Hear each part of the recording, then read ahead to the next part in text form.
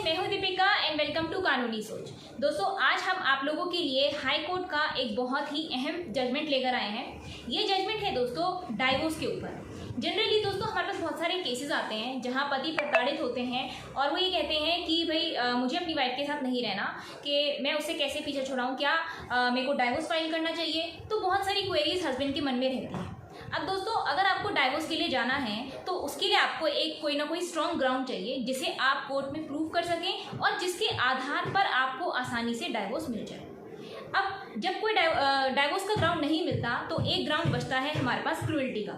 लेकिन दोस्तों यहाँ पे मैं आपको बता दूं, अगर हस्बैंड डाइवोर्स डाल रहे हैं on the basis of cruelty तो ये प्रूव करना बहुत मुश्किल होता है हस्बैंड की तरफ से कि कैसे वाइफ के द्वारा हस्बैंड पर क्रूएल्टी हुई, चाहे वो फिजिकल क्रूएल्टी या मेंटल क्रूएल्टी, किसी भी प्रकार की क्रूएल्टी हुई तो वो हस्बैंड के लिए बहुत मुश्किल होता है प्रूव करना।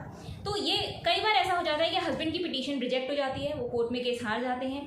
तो यहाँ पे दोस्तों आपको जब भी आप कोई केस फाइल कर रहे हैं तो आपको ध्यान रखना है कि किन किन चीज़ों से आपका केस स्ट्रांग हो सकता है। पहले से ही उन बातों का आपको ध्यान देना है। अगर आप ऐसा करते हैं तो आपका पलड़ा कोर्ट में भारी रहेगा और जीत आपकी होगी। तो दोस्तों इस वीडियो में हम इस जजमेंट को डिस्कस करेंगे। इस केस में वाइफ ने हस्बैंड के ऊपर झूठा 498A का केस दर्ज कराया और इसी आधार पर जब ये प्रूव हो गया कि वो केस जो है झूठा था 498A का, हस्बैंड के फेवर में फैसला हुआ और इसी को आधार बनाकर एज अ क्रूएल्टी हस्बैंड ने आगे डाइवोर्स के लिए फाइल करा। क्योंकि झूठा 498A हुआ है तो क्रूएल्टी तो है ही हस्बैंड पे, तो उन्होंने इसको आधार बना के आगे डाइवोर्स के लिए अप्लाई करा। तो दोस्तों ये जजमेंट बहुत ही इंपॉर्टेंट है, इसे बिल्कुल भी मिस मत कीजिएगा, बिल्कुल भी स्किप मत कीजिएगा, क्योंकि इसका कोई ना कोई पॉइंट आपको पता नहीं कि आपके केस में कहाँ काम आ सकता है। दोस्तों वीडियो शुरू करने से पहले कहना चाहूंगी, अगर आप हमारे चैनल पे नए हैं, पहली बार आ रहे हैं और अब तक सब्सक्राइब नहीं किया है तो काइंडली सब्सक्राइब कर लें और नोटिफिकेशन बेल पे जरूर क्लिक कर लें, क्योंकि हम रोजाना आपके लिए ऐसी अच्छी अच्छी लीगल इन्फॉर्मेटिव वीडियोज लाते रहते हैं। तो दोस्तों बिना देर करे शुरू करते हैं आज के इस इंपॉर्टेंट जजमेंट को। इस केस में दोस्तों वाइफ ने फाइल करा हस्बैंड के अगेंस्ट 498A। हमें पता है कि बहुत कॉमन है, कोई भी मैट्रिमोनियल डिस्प्यूट होता है तो सबसे पहले वाइफ यही 498A फाइल करती है, बहुत बड़ा हथियार है उनका ये। अब दोस्तों इस केस में वाइफ ने इन्वॉल्व करा 5 लोगों को, एक हस्बैंड, 2 उनके माता पिता और 2 उनकी सिस्टर्स। तो इन सब लोगों के ऊपर उन्होंने 498A डाला कि ये लोग मेरे से दहेज मांगते थे, मेरे पे क्रूएल्टी करते थे वगैरह वगैरह, ऐसे एलिगेशंस 498A और 406, ये 2 एलिगेशंस उन्होंने वाइफ ने उन 5 लोगों पर लगाए। अब यहाँ पे हस्बैंड ने, जब हस्बैंड की बारी आई तो उन्होंने कहा कि ये सारे एलिगेशंस फॉल्स हैं, मतलब ये सारे झूठे आरोप हैं, एक्चुअल में ऐसा कुछ हुआ ही नहीं। उन्होंने अपनी तरफ के सारे एविडेंसेस दिखाए। तो उसके बाद ये प्रूव हो गया कि सारे एविडेंसेस, सारे दोनों पक्षों की बात सुनकर ये प्रूव हो गया कि वाइफ ने एक्चुअल में वाइफ के ऊपर क्रूएल्टी नहीं हुई, उन्होंने झूठा 498A केस दर्ज कराया है हस्बैंड के ऊपर। अब इसी को आधार बनाकर हस्बैंड गए डाइवोर्स के लिए। इस फॉल्स 498A केस को ग्राउंड बनाकर, क्रूएल्टी का ग्राउंड बनाकर जब वो डाइवोर्स के लिए उन्होंने अपनी पिटीशन कोर्ट में लगाई, लोअर कोर्ट में, तो लोअर कोर्ट ने उनकी पिटीशन को रिजेक्ट कर दिया, खारिज कर दिया। अब वो इसके खिलाफ गए दिल्ली हाई कोर्ट में। दिल्ली हाई कोर्ट ने सारे मामले के तथ्यों पर बहुत गौर किया और जो हस्बैंड ने क्रूएल्टी के लिए जो ग्राउंड्स मेंशन करे थे उन सबको बहुत ही ध्यान से पढ़ा।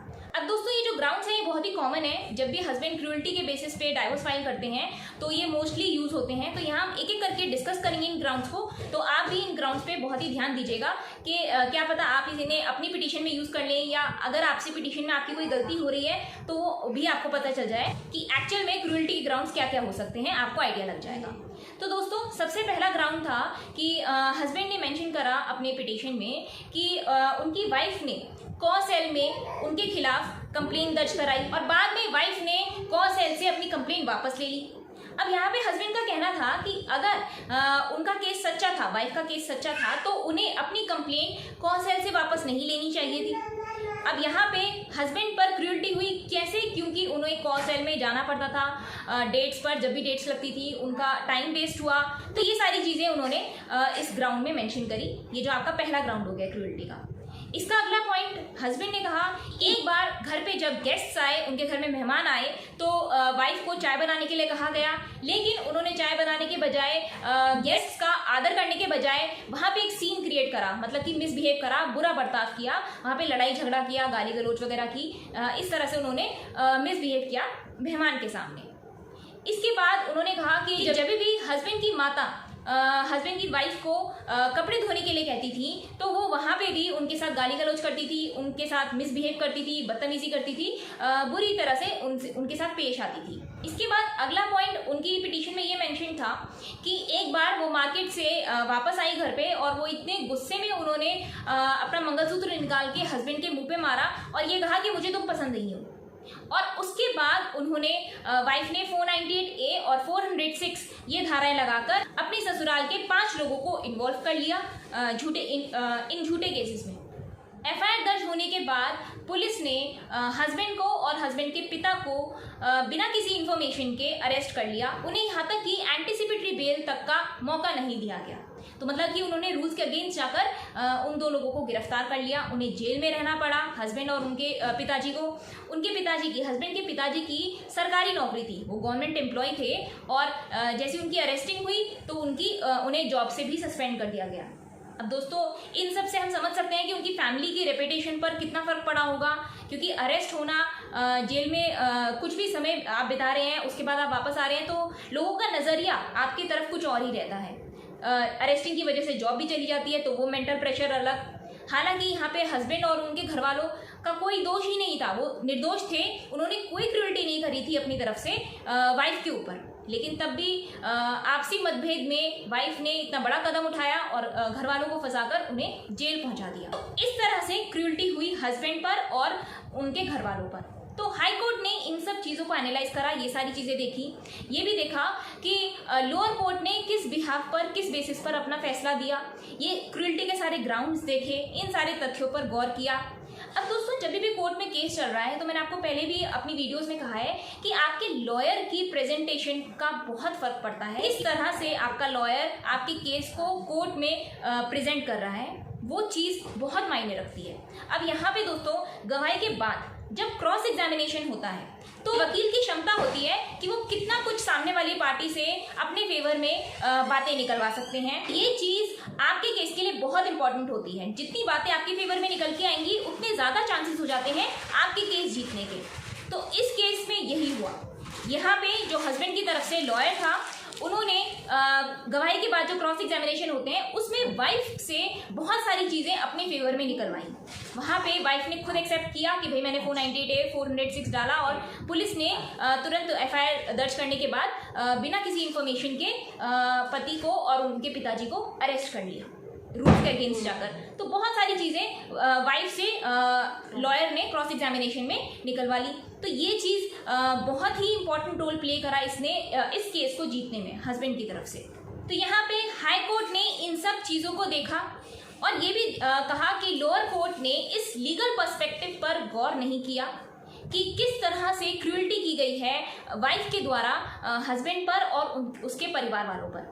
हस्बैंड ने जो 5 लोगों को फ्री किया उस झूठे केस से, उसकी सर्टिफाइड कॉपी भी हाई कोर्ट में दिखाई। हाई कोर्ट ने इन सारी चीज़ों को देखते हुए ये फैसला किया कि एक्चुअल में हस्बैंड को डाइवोर्स मिलना चाहिए, क्योंकि उनके ऊपर एक्चुअल में मेंटल क्रूरटी हुई है।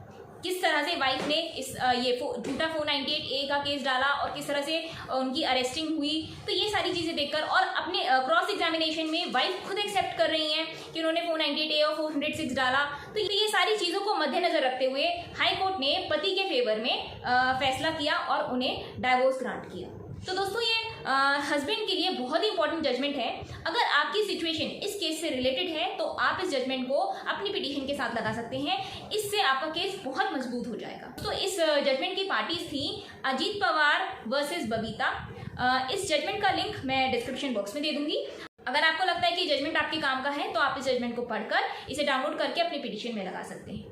दोस्तों आज की वीडियो में इतना ही। अगर ये वीडियो आपको अच्छी लगी हो तो इसे आगे लाइक और शेयर कर दीजिए। मिलेंगे अगली वीडियो में किसी और नए लीगल टॉपिक या लीगल जजमेंट के साथ। तब तक के लिए bye bye, take care and thank you for watching.